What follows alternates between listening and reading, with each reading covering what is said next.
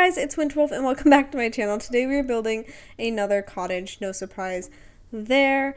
I was going to do face cam for this video, but it's like 12 a.m. at night and it's very dark and I think the lighting would be really terrible, so I was like, never mind, no point in me doing face cam if I'm going to look, if you can't even see me, you know? So I was like, never mind, no face cam. But hopefully for the future videos, we'll do a few times with face cam. Again, like I said earlier, I don't think it's going to become super common, but I'll pop one in there every once in a while at face cam, just because I think it's fun to, like, know who you're talking to and, like, see them talking to you rather than just looking at a screen and hearing some random voice that's coming from nowhere. So, yeah.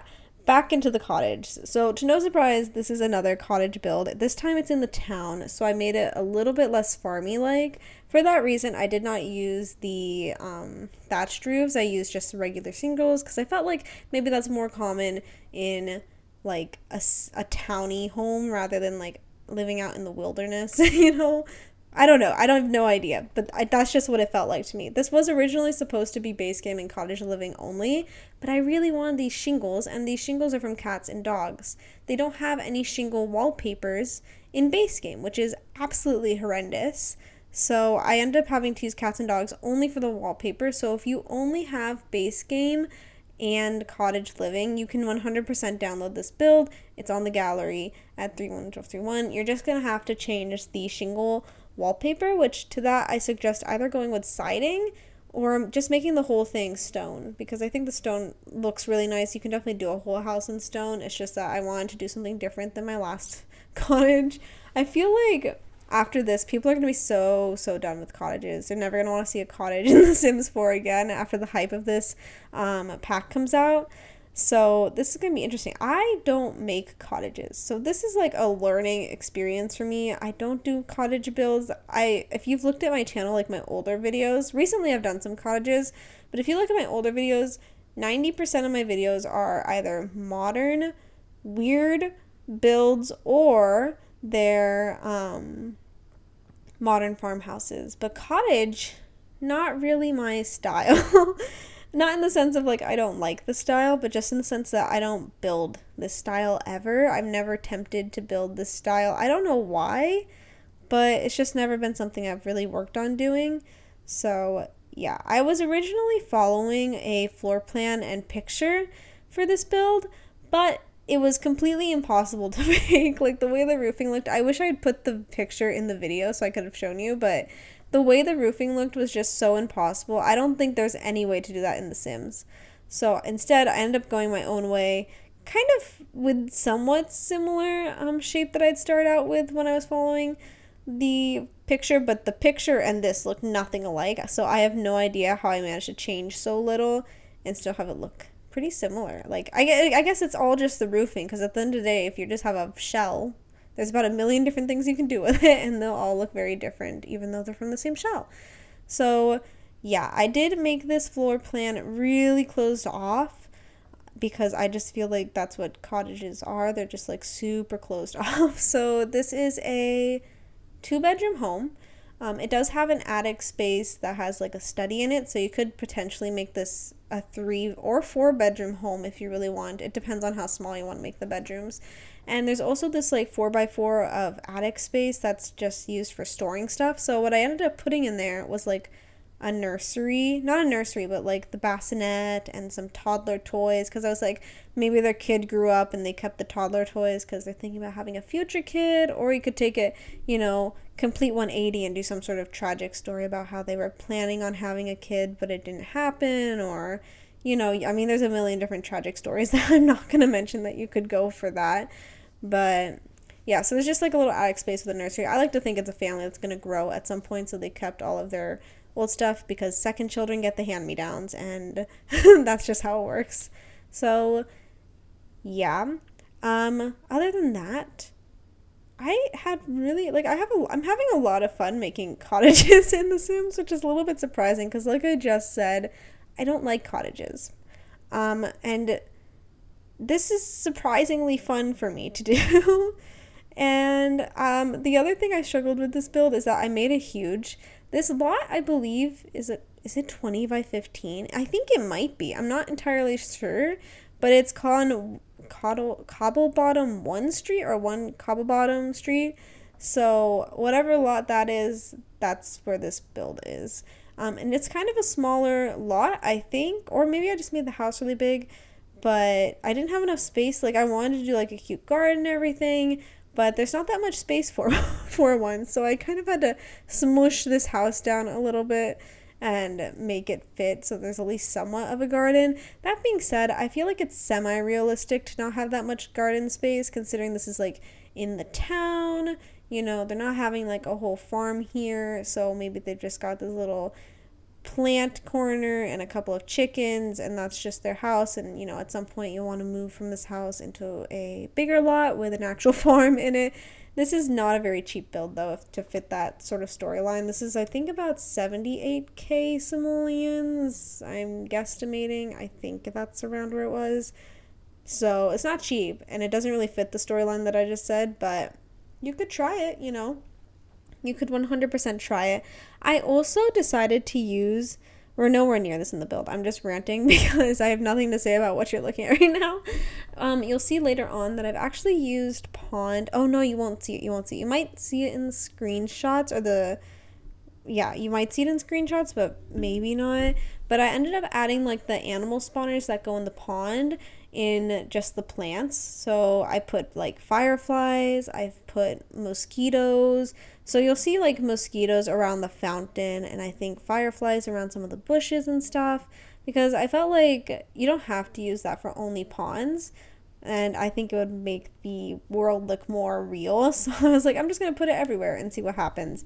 I haven't tested the alligator spawner. I mentioned earlier that it wasn't working for me, and then I did some Googling, and almighty Google said that sometimes they come every so many days rather than just being there constantly, which is super annoying because like I just want my alligators to be there 24/7. You know, what if I was building a castle with a moat that had alligators in it? They can't be taking breaks, you know, they gotta protect the castle. No breaks for the alligators, all right? So anyways, I'm gonna see and try that again at some point. Maybe I should make a castle build. That would be so much fun. Okay, also another thing that I'm just now remembering as I'm watching this, I forgot to playtest this build. So I'm not actually sure if this dining area is functional. I'm a little bit concerned that it blocks the entry into the kitchen, but I don't know for certain. So if you guys download this build, you're going to have to figure that out. I really hope it is functional, but you know, it's kind of like a tight squeeze. Like I feel like maybe Sims could do it. I think Sims could do it, but at the same time, it is a tight squeeze. Really tight squeeze. So yeah, I probably should have play tested that, but I just completely forgot about it. I'm also going to be starting my Let's Play soon. I know I said that in the last video, but I've just been kind of like lazy. Not lazy, but like unmotivated. Like I want to do stuff and I'm sitting here and I'm trying to do stuff, but I just feel like super unmotivated to do it. And if I'm not motivated, I can't figure out what to build. So then it just takes a little bit longer. Like this build took me 5 hours, and I don't think a build like this would ever have taken me 5 hours if I wasn't so like unmotivated. Usually my builds can take anywhere. I mean, my builds can go from like 3 hours to a day to multiple days depending on what I'm building. But that's because I spend so much time like on my modern houses. They're actually pretty large. They're all on like 40 by 30s. That's not the, you know, a big lot, but that's a pretty large like house to have to fill. And I always used to put so much detail in them with move objects and making custom furniture. So I could go anywhere from like 2 to 3 hours in a build to multiple days in a row. So yeah, but this definitely should not have taken me 5 hours, and it did. That's why I'm saying that I've just been a little bit unmotivated, but I'm hoping that I keep feeling like this pressure to like get the LP out, because I know that for this specific game, no one cares about the building. They care about the LP, because come on, farming. I mean, seriously, did we ever think we were going to get farming in this game? I would have never figured that we would ever get farming in The Sims. To be honest, I never really wanted farming in The Sims, but now that I've seen it, it's kind of cute. And The Sims is a really easy game to play. The Sims 4, at least, is a really easy game to play. And I feel like this pack is actually a little bit difficult. So we're going to find out how difficult it is. And I'm hoping it's pretty difficult because I need a challenge in this game. It's too easy at this point. This game is getting ridiculously easy to play. So give me some challenges, Sims team, please. I'm begging. Dream Home Decor was kind of challenging. That being said, you could literally just not do anything to their house and they may end up giving you money for it anyways. But it was challenging in the sense that it took a lot of real time if you were to do every single job rather than just send your sim to work alone. That was really the only difficult part to that specific game. And also sometimes when they came up with no preferences for anything except hobbies, that was fun. That could be a little bit of a challenge. But yeah, I've never purposefully tried to fail a Dream Home Decorator reno.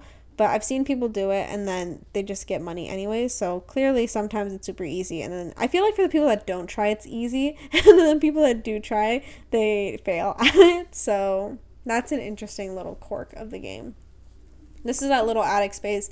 I just thought it'd be kind of realistic to have some storage, and so then I was like, what should I put? Because originally I just put boxes and old furniture, and I was like, no, let's put baby stuff because that's super realistic, I still have all of my kids' toys sitting in the garage. They're in plastic boxes. If anyone knows Build-A-Bear, your girl has a lot of Build-A-Bear in her garage.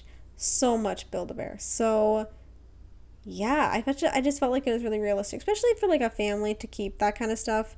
It's super useful in The Sims too, because then you don't have to pay the full price to get another porta potty or to get a bassinet or to get a toddler bed. Although I didn't add a toddler bed. I was going to, but it took up a bunch of space and I was like, never mind, we're not going to do that. But yeah, so this is the only kids' bedroom that we have in this build. It's kind of small. I did use a bunk bed. I don't really like bunk beds in The Sims, but we need space, So I was like, fine, we'll use a bunk bed. Plus, I don't use bunk beds very often, and that's a Sims obsession is to have bunk beds. So I was like, I don't use it very often, might as well try. And then here you'll see me putting in some older light fixtures, because this is the attic, so I figured they would have older light fixtures. If any part of the house would have older light fixtures, it would have been the attic. And yeah, so I'm just going in and changing all of the lights and stuff because I forget to do that a lot. A lot of times I just use these circular base game ones. Well, I always use them regardless of whether I add in other lights or not, just because they have the best lighting. But, sometimes I just forget to put fancy lights in, and it's so sad because you can definitely see that in screenshots and it kind of takes away from the character. It doesn't take away from the character, but it just lacks, it doesn't add to it, I want the character to be there in full force at all times. So yeah, that's basically what I'm saying. What else is there to say? Oh, I also did this roof thing. I do this a lot with my roofs if I'm doing cottages. Where I kind of slant one of the roofs inward and another of the roofs outward. So they're asymmetrical. Usually one is longer than the other and one is steeper than the other. And that's just because I don't like dome-shaped roofs. I don't like them because they're so large and wide and they kind of look, bulbous. I feel like that's the second time I've said bulbous since doing this new pack stuff, but I don't like it. So that's why I try to go for this slanted look instead, where one is curved and dome shaped and the other one is kind of slanted inwards. And it kind of gives this cute little asymmetric look. It adds a little bit more character. I feel it makes the house look a little bit more magical, I think. So I'm glad I do that, and I highly suggest doing that if you're making cottage builds because it's just super cute. I just think it's really, really cute. But yeah, so now I'm just going back in and adding clutter. I try to do things room by room, but today when I was building this, so I built this yesterday and today, but when I was doing the build, I just, like I said, so much lack of motivation that I was like, okay, let's just place in some furniture and then we'll go back in and decorate. Usually I try to do the whole room at once and then move on to the next room because I feel like that's more aesthetically pleasing and like satisfying to watch on YouTube than to watch someone go back and forth like 50 times between stuff.